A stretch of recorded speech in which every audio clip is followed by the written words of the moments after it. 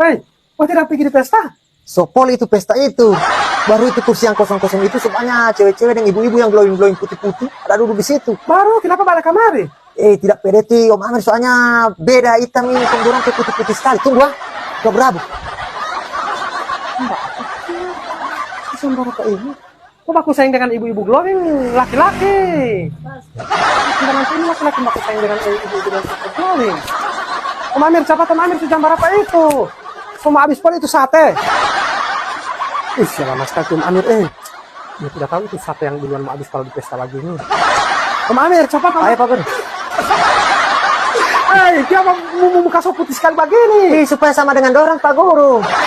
Beda Om Amir, beda. Ini putih dengan pupur, dengan bedak. Kalau orang itu putih dengan krim. Ada yang putih dengan suntik kecantikan. Bahkan Om Amir tahu ke sana, kalau cewek-cewek atau putih-putih ibu-ibu yang so putih begitu, biasanya ada orang yang jaga impus kecantikan. Baru di mana mau suruh impus akan kecantikan begitu Pak Guru? Jadi dia kan di rumah sakit, pasang jauh impus begitu.